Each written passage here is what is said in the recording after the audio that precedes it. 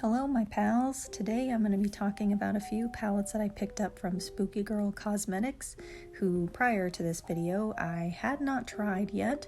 As you can see, I went all in and I went ahead and picked up 3 out of their 5 palettes that they had at the time. They actually just released 2 more, but as you can see they are all inspired by horror characters and whimsical, spooky characters. So the first look I'm going to be doing is with the Frankenbabe palette. It is a 9-pan palette and it's very purple and green, so right up my alley. So the first thing I'm going to do is I'm going to go into the shade The Horror with a flat, dense brush, and I'm going to pat that all over my lid using a tapping motion. I do have my eyes primed, but I did not set them with powder of any kind.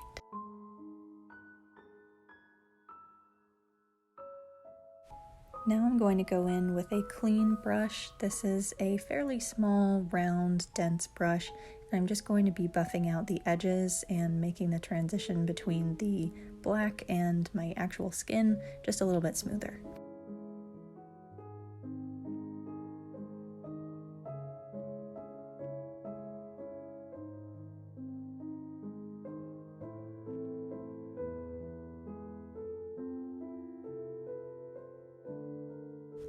This is going to be a two-toned eye look, so first I'm going in with the shade She's Alive on one eye, and I'm using that same small, round, dense brush, and I'm using a combination of tapping and dragging motions to place that purple right where I blended out the black shade.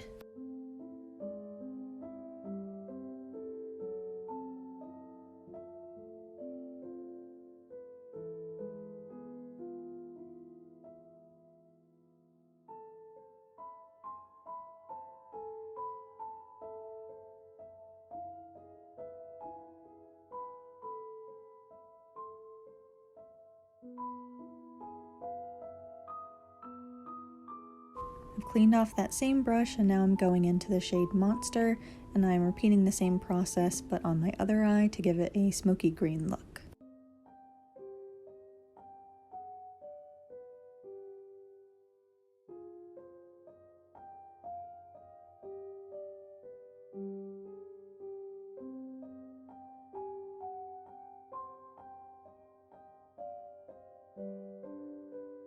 Now that I've built up the color on both eyes and gotten the desired intensity that I want, I'm going in with a pencil brush that's a little bit fluffy, and I'm going in and just buffing out those edges and making the transition a little bit more seamless.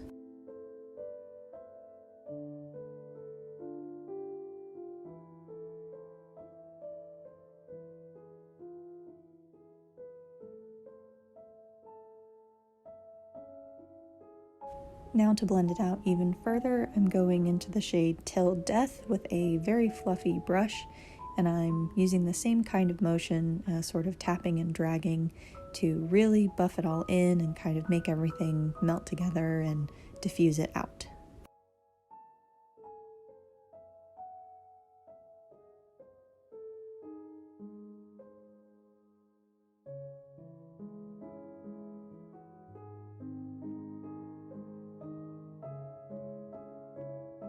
On the other eye, I'm using the same technique and I'm using the matte white shade, The Bride.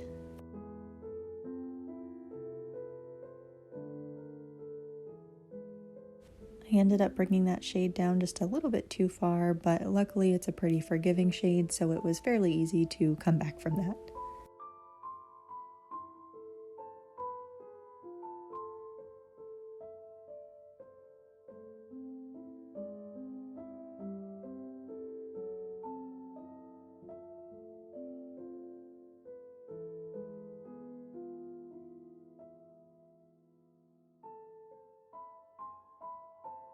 Now we are going in with some shimmer and duochrome shades on the lids. I did go ahead and prime my eyes off camera with some glitter primer. I do that for pretty much every eye look that I do, just because I think it helps the shimmer really pop and it also helps things last longer. On the outer portions of my lid, I apply the dark green shimmer called Experiment, and on the center of my lid right now I'm applying the shade Lightning. I do prefer to go in with a finger first when it's possible because I just think it helps the shadows adhere to the base better, and then if I need to clean up, I go in with a brush, which I do end up doing during this look. For the other eye, I'm going in with the same shade all over my lid, and that is the shade Bolts. It's extremely duochrome with a cool lavender base and a pretty strong champagne-ish goldish shift to it. Here's where I'm going back in with a brush and just kind of tidying everything up. First I'm doing the eye with the shade Bolts on the lid, and I'm just kind of tapping and patting gently where I need to crisp up the line on my crease. I did do that on the other eye as well, but I did not manage to capture that on camera. Now I'm going in with some winged liner. And then applying some foundation. Ta-da! Now it's time to do the under eyes. I'm going in with the shade She's Alive on a slightly fluffy pencil brush, and I'm doing that on the lower lash line that is on the eye opposite of the one that I started with the shade on.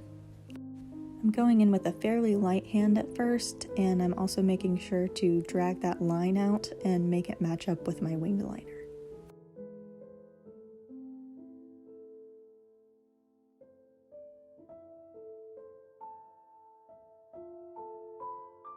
After I built up that shade some more, I'm going in with a clean, fluffy, angled brush, and I'm just kind of dragging it along and buffing it out a little bit, trying not to do very dramatic motions because I do want to keep that pretty close to the lash line. I decided to go back in with that fluffy pencil brush just to kind of keep things more neat and tidy than they were with that fluffier brush. By now you probably know the drill. I'm repeating the same process with the same brushes, just using that grain matte shade Monster.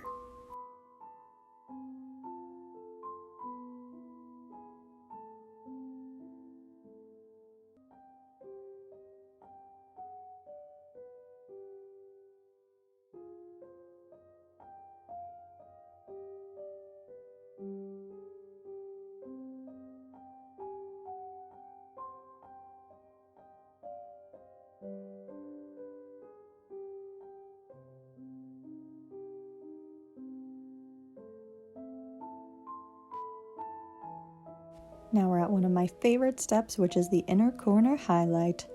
I'm using the shade Lightning, and I'm going in with my finger at first, and then I go in with a small, flat, dense brush, and I am just tidying things up a bit and extending the highlight towards the inner portion of my lid on the top and bottom. And on the other eye, I'm repeating that same process, but I'm using the beautiful duochrome shade Bolts.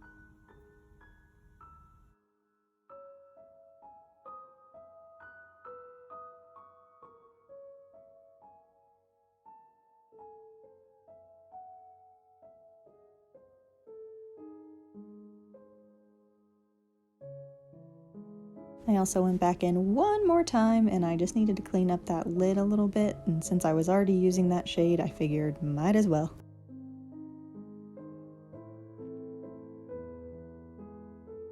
So here's the almost finished look, minus the eyeliner and blush and lips and mascara. And there is the finished look. Let me know what you think, and stay tuned for the look with the next palette, which is going to be the Beetlebabe palette. And there she is. Please pretend like she didn't get cut off in the weird crop of this video, which I hopefully will not have again on future videos because I filmed this entire thing in portrait mode. But anyway, I'm going into the shade Lost Souls with a fairly fluffy and flat top brush, and I am pressing it into the skin and also dragging it and buffing it, doing all the motions.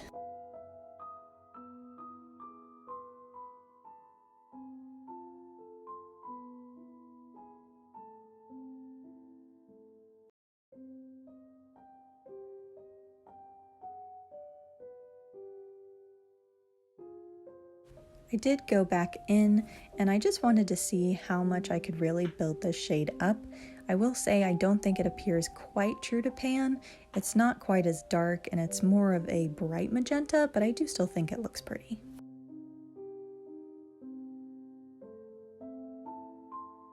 Now I'm going in with All Reliable, my little fluffy pencil brush, and I'm just going over those edges and making sure that the blend looks a little bit more smooth.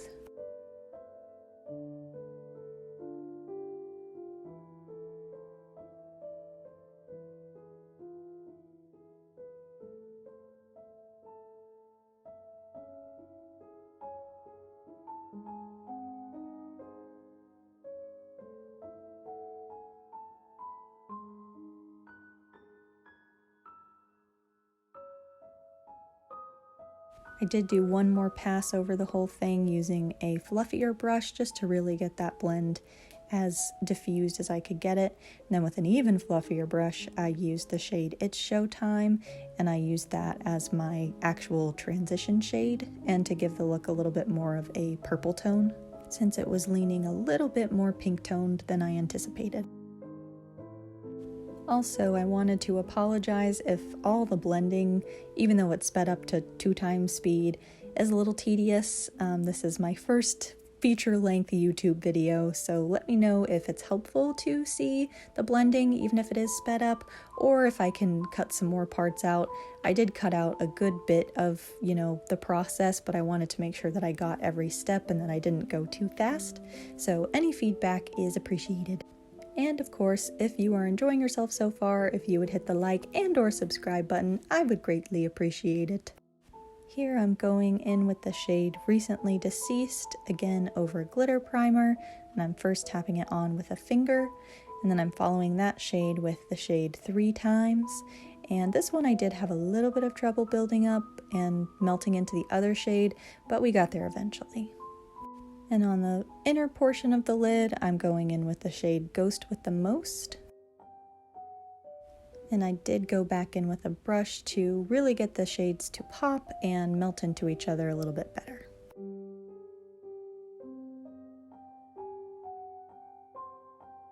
So this is both eyes done. I'm really pleased with how it turned out, even though it required a little bit of finagling. And I didn't really film the beginning of that transition, so here's me trying to be funny and quirky after I applied my liner. And now we're going to the lower lash line. We're using more of the shade Lost Souls. First going in with the light hand and gradually building it up until I get it where it's the intensity that I like.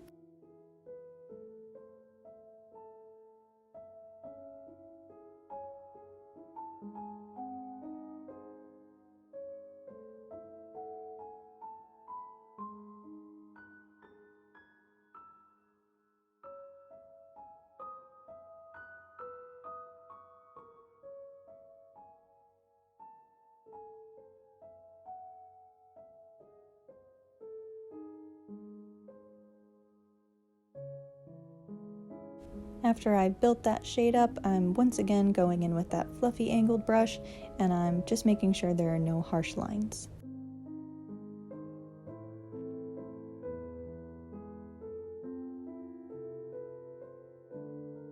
Then, like I did on my upper lid, I'm going in with the shade It's Showtime to give that portion of the lid a little bit more of a purple tint as well.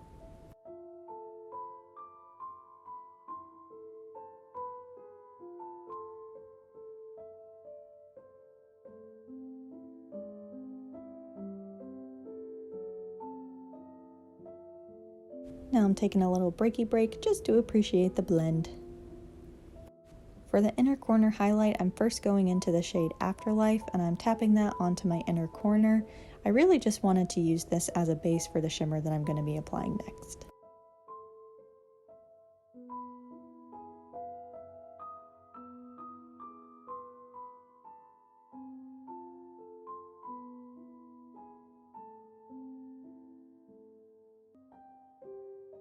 Using my finger now, I'm tapping on the shade Bio Exorcist, which is a slightly more warm toned green shimmer than the one that I have on my actual lid.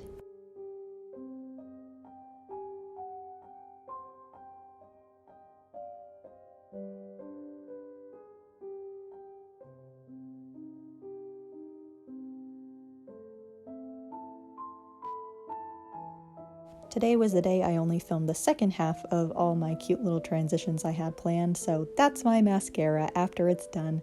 And now I'm just gonna finish the rest of my face, and here's the finished look. I decided to really lean into the whole Beetlejuice vibe, and I figured green blush is appropriate, so I actually used the shade Afterlife from the palette. Now last but not least, we have the Sally palette, and this one is more contrasty. It's got some aqua, some deep teal, some bright orange. Let's get into it. To start, I'm taking a dense flat brush and I'm dipping into Deadly Nightshade, and I am gradually tapping that onto my lid. By now, I've started to realize that the mattes, most of them anyway, do require some building up. This one, however, does show up more true to pan than the deep magenta from the last palette. This is going to be a halo eye, so I do want to keep the intensity focused on the inner and outer third of my lid.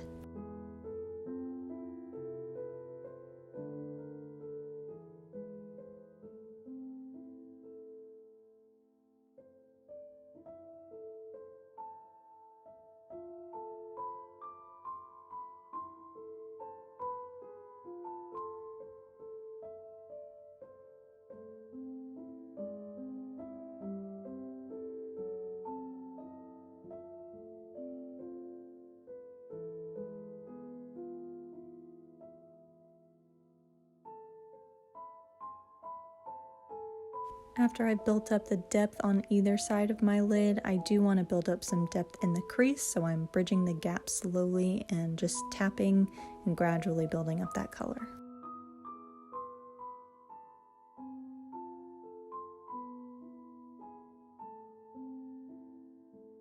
I did stop in the middle of building up the depth in my crease, and I went ahead and did my other eye just because I didn't want my eye primer to set completely and my eyes look all wonky. Now I'm going in with a very tiny flat brush, and I am building up that intensity even more and continuing to bridge the gap across my crease and just build everything up as much as I can.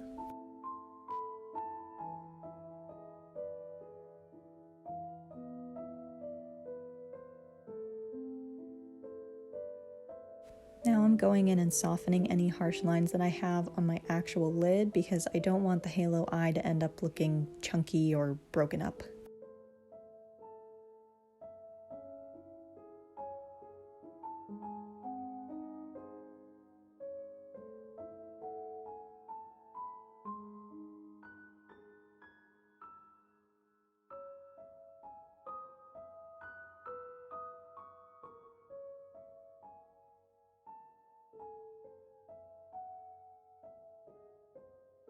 Now going in with a clean brown brush, I'm diffusing those edges and really buffing out the product. Now that that's done, I'm using a fluffy brush and going into the shade Frog's Breath, and I'm using that as my transition shade. I definitely think that there's a good selection of transition shades in each of the palettes, and I think they really help blend out the deeper mattes.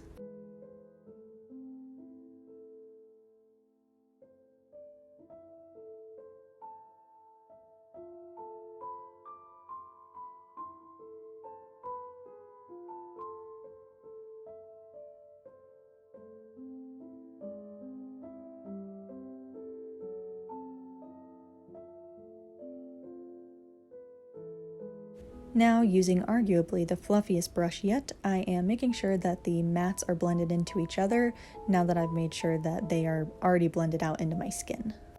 We do not like harsh lines in this household. Sometimes we get them anyway, but you know what? We try our best.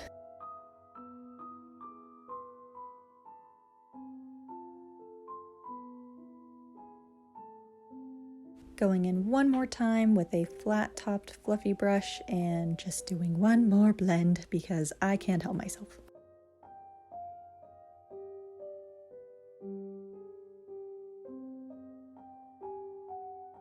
Haha, psych, you thought we were done blending?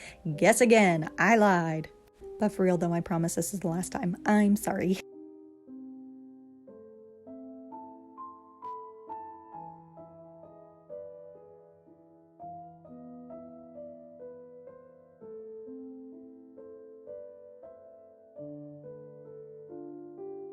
Moving on to the lids, on the inner and outer third of the lid, I'm using the shade Potions, which is a gorgeous, super sparkly, really deep blue duochrome.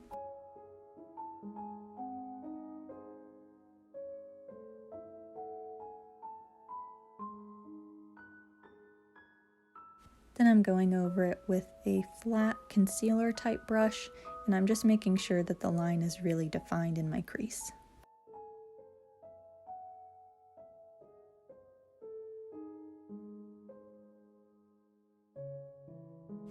On the center of my lid, I'm using the shade Ragdoll, which is a really pale aqua to gold duochrome, which is also super stunning, and I'm tapping it on with my finger at first.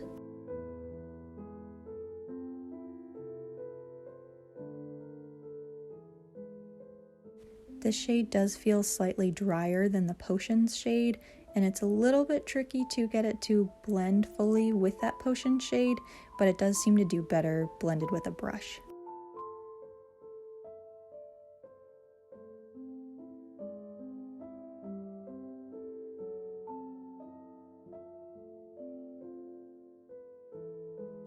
Partial jump scare warning, I did graphic liner, and I wanted to look like the movie poster for The Nightmare Before Christmas. And after my foundation, this is what it's looking like. And in this household, after foundation comes the under eyes. I'm first going in with the shade Frog's Breath using a very pointed, dense pencil brush. I'm going in with a light hand, gradually building up and keeping it pretty close to the lash line.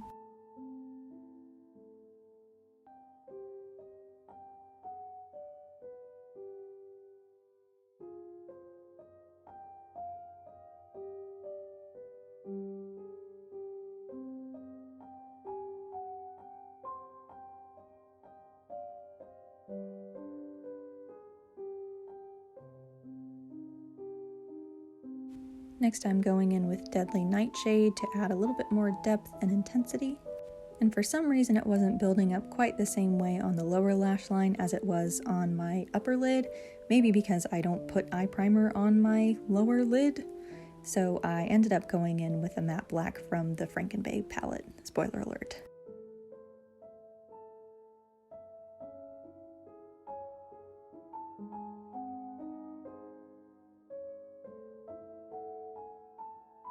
Before going in with the matte black though, I do end up blending out the edges first with more of the Frog's Breath shade.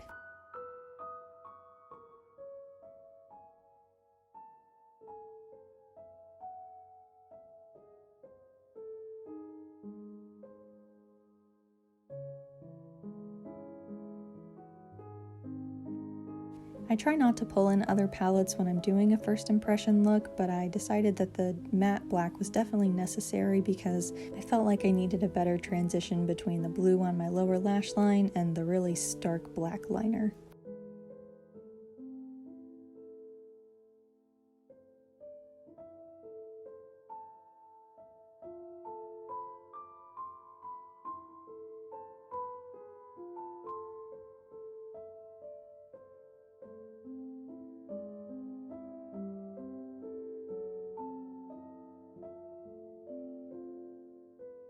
After repeating that process on the other eye, I went in with the shade Meant to Be for my inner corner highlight.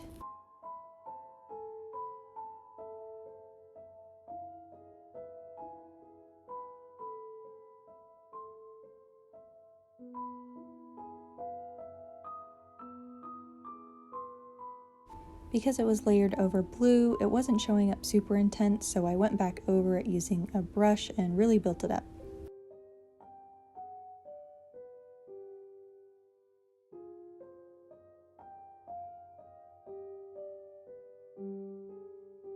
I also dragged the highlight color towards the center of my eye just to marry the colors a little bit better. So here's most of the eyes and some of the face done. Now it's time for mascara and the rest of the face. And there's the third and final look. Let me know which look was your favorite, which palette was your favorite, if you're considering trying Spooky Girl, and thank you so much for watching!